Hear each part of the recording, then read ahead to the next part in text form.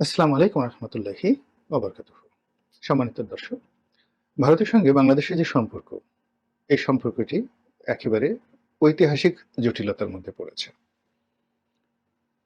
আমরা যখন আ দেশ বিভক্তির পর ৪৭ এর পর পাকিস্তানের একটি প্রদেশ রূপে ব্রিটিশ ভারত থেকে স্বাধীনতা অর্জন করলাম, ঠিক সেই সময় থেকে ভারতের সঙ্গে আমাদের একটা সম্পর্ক, দা-কুমড়ার যে সম্পর্ক সেটা যাচ্ছে।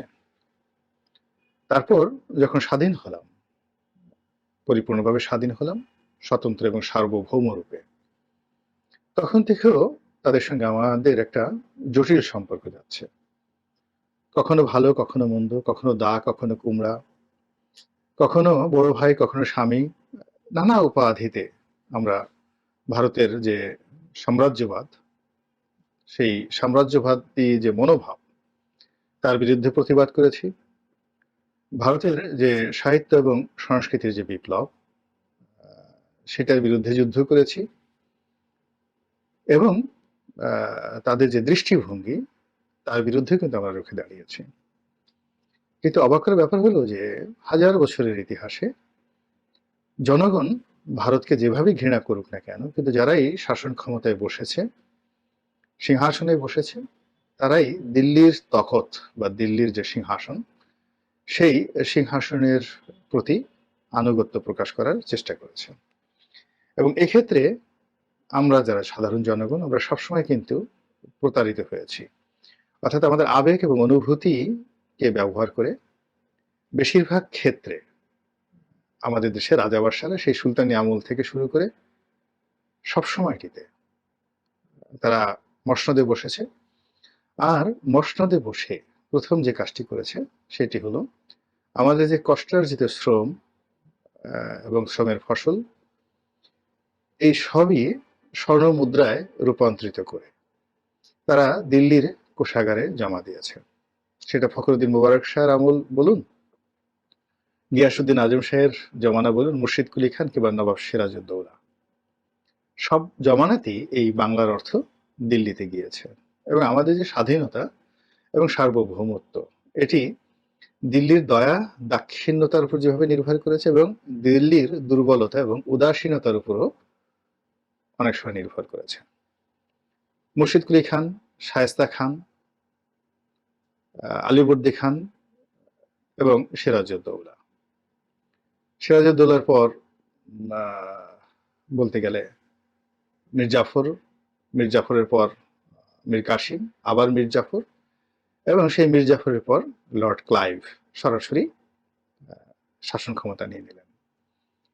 তো যখন সেই একদম ব্রিটিশদের অধীনে আমরা চলে গেলাম, তখন একটা ভিন্ন ইতিহাস তৈরি হলো। তার আগে এই যে আমরা বললাম যে একেবারে নবাব সিরাজউদ্দৌলা সময় থেকে সময়কাল পর্যন্ত আমরা আসলে ভোলে ভালে হয়ে দিল্লির দাসত্বই সবসময় আমরা মেনে নিয়েছি। তো এই যে হাজার বছরের যে দিল্লির দাসত্ব, সেই দাসত্বের মধ্যে এবং দিল্লির সঙ্গে বাংলাদেশের যে সম্পর্ক, সেই সম্পর্কের মধ্যে এই আগস্ট মাসের ৫ তারিখ থেকে এখন পর্যন্ত যে সময়টি, এটি খুবই জটিল, কুটিল, ইংরেজিতে যেটিকে বলা হয় ক্রুশিয়াল, নিষ্ঠুরতম একটি সময়। এবং আপনারা জানেন যে জটিল, কুটিল এবং নিষ্ঠুর সময়ের অনেক পার্থক্য আছে। জটিল এবং কুটিল সময়ের যে পরিণতি, সেই পরিণতিটা অনেক সময় ভালো হয়, কখনো মন্দ হয়। কিন্তু নিষ্ঠুর যে সময়, সেই নিষ্ঠুর সময়ের পরিণতিটা সবসময় রক্তাক্ত হয়। শেখ হাসিনা আমাদের জীবনটিকে নিষ্ঠুর করে দিয়েছিলেন, সময়টিকে নিষ্ঠুর করে দিয়েছিলেন। সে আয়নাঘরের মাধ্যমে, বুলেটের মাধ্যমে, গণমাধ্যমের যাকে বলে স্বাধীনতা হরণের মাধ্যমে, বিভিন্ন কালাকানুনের মাধ্যমে তার সেই যে নিষ্ঠুরতা এবং তিনি সময়কে যেভাবে নিষ্ঠুর করে দিয়েছিলেন, তার প্রেক্ষিতে এখন যে একটা রক্তাক্ত ঘটনা ঘটল বাংলাদেশে, এবং তার প্রেক্ষিতে সবচেয়ে বেশি ক্ষতিগ্রস্ত হয়েছেন তিনি এবং তার ভালোবাসার মানুষ যারা, তারা সবাই। তো এই নিষ্ঠুর যে কর্মকাণ্ড এবং নিষ্ঠুর যে সময়, ওটি নিষ্পত্তি হয়নি, এটি আরো বেড়ে গিয়েছে। ভারতের সঙ্গে আমাদের এখনকার যে সম্পর্ক, এটা কোনো কূটনৈতিক জটিলতা নয়, কূটনৈতিক সমস্যা নয়, এটি বলতে গেলে একটা নিষ্ঠুর সমস্যায় পরিণত হয়ে গিয়েছে। বাংলাদেশের যারা কর্তা ব্যক্তি এই মুহূর্তে রয়েছেন, তারা প্রাণান্ত চেষ্টা করছেন হুমকি দিয়ে, তমবি দিয়ে, কথাবার্তা বলে ভারতকে এক হাত নেওয়ার জন্য।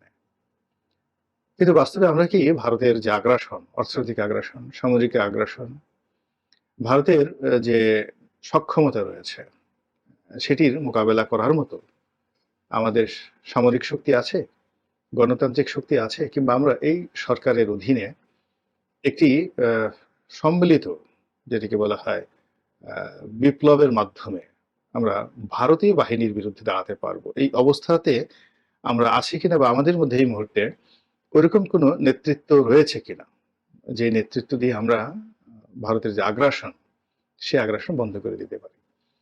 ইতিমধ্যে এই যে কথাগুলো বললাম, এর মূল কারণ হলো যে আপনারা লক্ষ্য করছেন যে সীমান্তে নিদারুণ একটি অস্পষ্টতা এবং একটি যাকে বলা হয় দুর্বোধ্য সময় যাচ্ছে। সীমান্তের ওপারে এমন কিছু ঘটনা ঘটছে ভারতীয় ভূখণ্ডে, যেগুলো ভারতও ঘটাতে পারে, ইচ্ছা করে ভারত ঘটাতে পারে। বাংলাদেশের যে কোনো একটা বিষয় তারা ইন্টারভেন করার জন্য, নাক গলানোর জন্য তারা ওসিলা খুঁজতে পারে। এই যে মণিপুরে যে সাম্প্রতিক সময় সন্ত্রাস হলো, সেখানে কুকি বিদ্রোহীরা যেভাবে সাবেক একজন যাকে বলা হয় মুখ্যমন্ত্রীর বাড়িতে আক্রমণ চালালো, যেভাবে গ্রেনেড ব্যবহার করলো, যেভাবে তারা ড্রোন ব্যবহার করলো, এবং যেভাবে আরো খুব ভারী ভারী যুদ্ধাস্ত্র, যেগুলো সাধারণত আফগানিস্তানে ব্যবহার করা হয়, তালেবানরা ব্যবহার করেছে, তো সেইগুলো মানে যেগুলোকে রকেট লঞ্চার বলা হয়। তো সেই রকেট লঞ্চার ব্যবহার করার যে ঘটনা, ভারতীয় সেই বিদ্রোহীদের মধ্যে এটা নজিরবিহীন ঘটনা। তো সেই রকেট লঞ্চার ব্যবহার করে মণিপুর এখন রীতিমতো অশান্ত এবং জ্বলছে।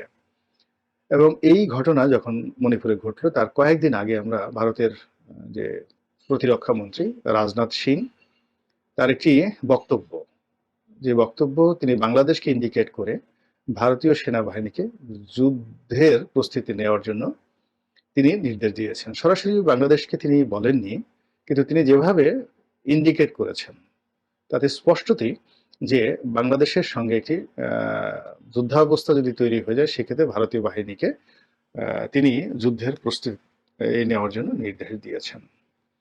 তো এটি ভারতের পত্রপত্রিকায় খুবই গুরুত্ব সহকারে ছাপা হয়েছে, এবং ভারত সংশ্লিষ্ট যে সকল ডিপ্লোম্যাটিক জোন রয়েছে সারা ওয়ার্ল্ডে ভারতের সাথে ইন্টারকানেক্টেড, সেটা মার্কিন বলেন, পশ্চিমা দুনিয়া বলেন, রাশিয়া বলেন, সব জায়গাতেই কিন্তু ঠিক এই যে রাজনাথ সিং এর যে নির্দেশনা, সামরিক বাহিনীকে যুদ্ধের প্রস্তুতিমূলক নির্দেশনা, প্রস্তুত হও, it's not a political dialogue, it's a command, প্রতিরক্ষা মন্ত্রীর পক্ষ থেকে কমান্ড। এটা যদি মমতা ব্যানার্জি বলতেন, ইভেন কোনো সংসদীয় কমিটিতে বা কোনো রাজনীতির ময়দানে যদি নরেন্দ্র মোদীও বলতেন, সেটাকে পলিটিক্যাল বক্তব্য মনে করা হতো। কিন্তু যখন সেনাবাহিনীর সঙ্গে বৈঠকে, ভারতীয় ইন্ডিয়ান আর্মির সঙ্গে বৈঠকে যখন তাদেরই প্রতিরক্ষা মন্ত্রী রাজনাথ সিং যখন এরকম একটা নির্দেশনা দেন, ইটস অ্যান অফিসিয়াল অর্ডার, এবং অলরেডি সেই অর্ডার অনুযায়ী কিন্তু আমাদের যে সীমান্ত সংলগ্ন যে সকল রাজ্য রয়েছে, সেখানে যে মিলিটারি বেজগুলো রয়েছে, সেই মিলিটারি বেজে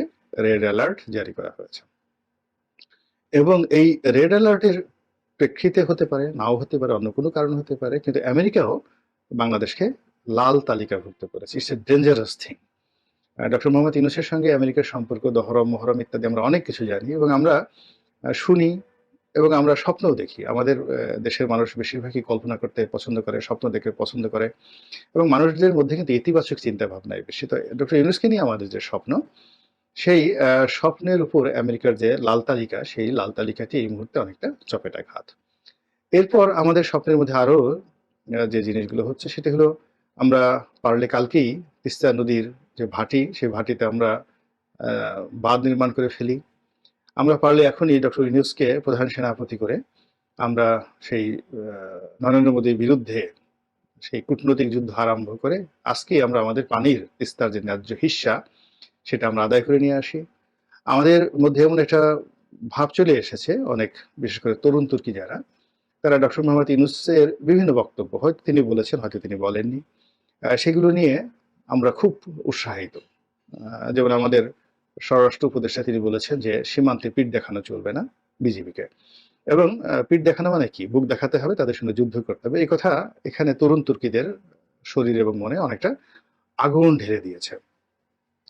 এরপর ভারতের যে পিটিআইয়ের সঙ্গে যে সাক্ষাৎকার ডক্টর মোহাম্মদ ইউনূসের, এবং সেই সাক্ষাৎকারে তিনি শেখ হাসিনা নিয়ে যে সকল কথা বলেছেন, ভারতকে ইঙ্গিত করে যে সকল কথা বলেছেন, সেটা ভারতে খুবই নেতিবাচক প্রতিক্রিয়া তৈরি করেছে বটে। কিন্তু আমাদের দেশে যারা তরুণ তুর্কি, তাদের মধ্যে ভীষণ রকমের একটা মানে এটাকে কি বলবো, জোশ, একটা ভীষণ রকম জোশ তৈরি করে ফেলেছে যে না, নেতা তো যদি কাউকে হতে হয় তাহলে ডক্টর ইউনূসের মতোই হতে হয়। এই বয়সে তিনি যেভাবে হুঙ্কার দিলেন, তাতে দিল্লির মসনদ কাঁপছে।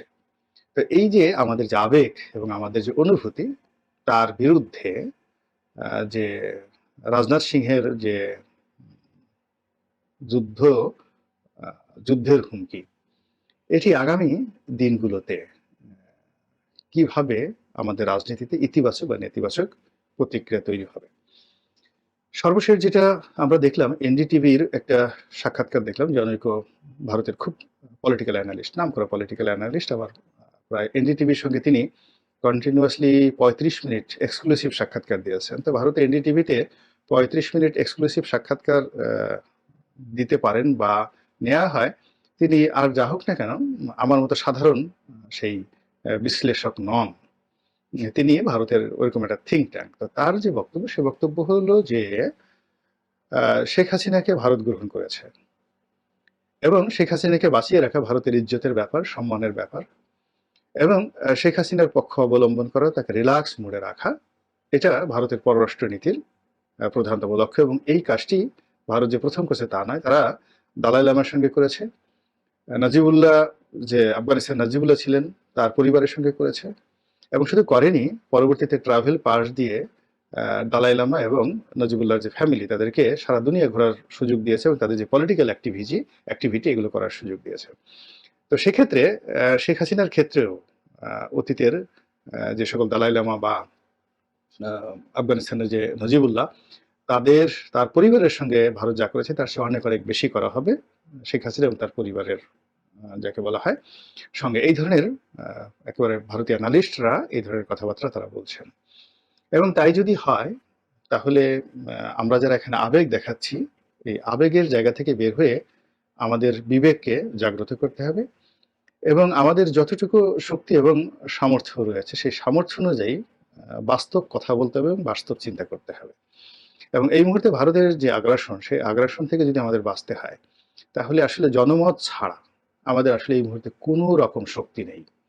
একমাত্র জনগণ যদি হাতে লাঠি তুলে নেয় ভারতের বিরুদ্ধে এবং রাস্তায় নেমে আসে, কেবলমাত্র তখনই সম্ভব। কিন্তু ভারতের টিয়ার, গুলি কিংবা ভারতের বিমান বাহিনীর সেই বোমারু বিমান, এগুলোর কথা আমরা বাংলাদেশে বসে এই মুহূর্তে কল্পনাই করতে পারি না।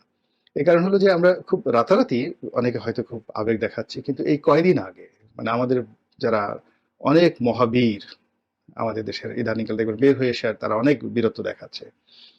তো তারা শেখ হাসিনার মানে হায়াকারে হা উচ্চারণ করবে এবং সে হায়ের সঙ্গে একটা বাজে শব্দ উচ্চারণ করবে, এই ক্ষমতা 4 তারিখ পর্যন্ত এই বাংলাদেশে কারো ছিল না।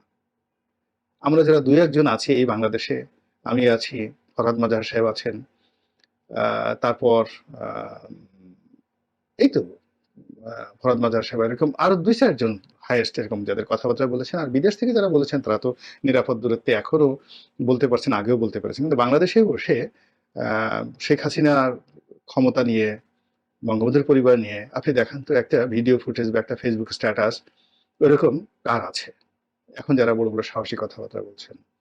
2 নম্বর হলো যে এই হারুন, ভাতের হারুন আমরা গালাগালি করছি এবং হারুনকে নিয়ে বিভিন্ন রকম অশ্লীল শব্দ বলছি, কিন্তু এই হারুনের ভয়ে আমাদের দেশের যে বড় বড় মানুষ কিভাবে থরথর করে কাঁপতো। এমনকি এই যে 6 জন সমন্বয়কে ধরে নেওয়া হলো, তো 6 জন সমন্বয়কে ধরে নেওয়ার পর তাদেরকে ভাতের টেবিলে বসে খাওয়ানো হলো। তারা বিবৃতি দিলেন, লিখিত বিবৃতি দিলেন যে তারা স্বেচ্ছায় সেখানে আছেন, নিরাপত্তা চেয়েছেন। তাদের পরিবার পরিজনকে ডেকে নেওয়া হলো, তারাও বাইরে এসে হাসি মুখে বললেন যে না, তারা ভালো আছে, ইত্যাদি ইত্যাদি। তো বুঝেন যে হারুনের চাপ সেখানে কোন পর্যায়ে ছিল। তো এখন ওই ডিবি অফিসে কিন্তু অনেককেই নিয়ে যাওয়া হয়েছে। আমাকে নিয়ে যাওয়া হয়েছে 2013 সনে। সম্মানের সাথে বলা হয়েছে কিছু না, শুধুমাত্র সালমান এফ রহমান সাহেবের সঙ্গে সম্পর্কটা একটু স্বাভাবিক করা, বিনিময়ে কি চান সবকিছু দেয়া হবে। তো আমরা তো কোথাও লিখিত দেইনি, বা আমরা তো সেই ওই আমলে মানে এমপি হয়ে জেলের ভাত খেয়েছি বা জেলে গিয়েছি, কিন্তু আমরা তো ওই ডিবি অফিসের সঙ্গে কখনো নেগোসিয়েশন করিনি। কিন্তু দেখা গেল যে শেখ হাসিনার ভয়ে এখন ওই ডিবি অফিসে গিয়ে কে না কাণ্ড করেছেন, বড় বড় নেতাকে ধরে নিয়ে মাথা ফাটিয়ে দিয়ে তারপরে আবার তাদেরকে ভাত খাইয়ে ছবি তুলে পাঠিয়ে দেওয়া হয়েছে। তো এরকম ঘটনা ঘটেছে। তো এই হলো বাস্তবতা, দিস ইজ দ্য রিয়েলিটি, যে আমরা আসলে কিভাবে ভয় পাই, আমরা কিভাবে ভয় পাই। তো সেই ক্ষেত্রে বাংলাদেশের পুলিশ আমাদের ভাই, আমাদের বন্ধু, আমাদের আত্মীয়। বাংলাদেশের আর্মি আমাদের ভাই, বন্ধু, আত্মীয়। এখানে ডিজিএফআই, এখানের এনএসআই, এখানে ছাত্রলীগ, এখানের যুবলীগ, যা কিছুই বলি না কেন, এটা তো আমাদেরই এই ভূখণ্ডের মানুষ। তাদের ভয়ে যেখানে আমরা কম্পমান, সেখানে বিদেশি শক্তি আমাদেরকে আহ, সেই যদি আক্রমণ করে, সেক্ষেত্রে আমরা আসলে তার জন্য কতটা মানসিক প্রস্তুতি আমরা নিয়েছি সেটা আগে জানতে হবে। বোঝার চেষ্টা করুন যে পাকিস্তানি আর্মি 1971 সনের, মানে কষ্টও লাগে হাসিও পায়। তো 7.5 কোটি বাঙালি, খুবই দরিদ্র বাঙালি। তো পাকিস্তান আর্মি 25 তারিখে রাত্রে এই আমাদের রাজারবাগ পুলিশ লাইনে হামলা চালালো এবং ঢাকার কয়েকটি এলাকাতে ব্লক করেন, বেশি না, অল্প কয়েকটি এলাকায়, তার মধ্যে জগন্নাথ হলে তারা তাণ্ডব চালালো। এই ঘটনায় বঙ্গবন্ধু সে আত্মসমর্পণ করে তিনি গ্রেপ্তার বরণ করে চলে গেলেন, তার বিরুদ্ধে যেন আবার রাষ্ট্রদ্রোহ মামলা না হয়।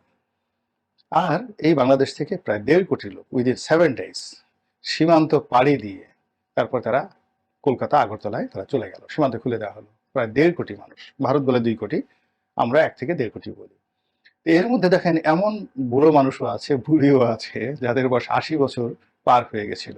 আজকে দেখবো যে লাঠি নিয়ে সে পালাচ্ছে। একজন এক বুড়ি এইভাবে পালাচ্ছে, এটা নিয়ে অনেক দুষ্টামি হয় যে বুড়ি তুমি পালাচ্ছ কেন, বা আপনি পালাচ্ছেন কেন। তো রাজাকাররা তো সাধারণত আলবদর রাজাকার বা পাকিস্তানি আর্মি তো কোনো বুড়ো মানুষের কিছু বলে না, বা ওই যুবক যুবতীদেরকে সাধারণত তারা শ্লীলতাহানি করে। তা তুমি পালাচ্ছ কেন?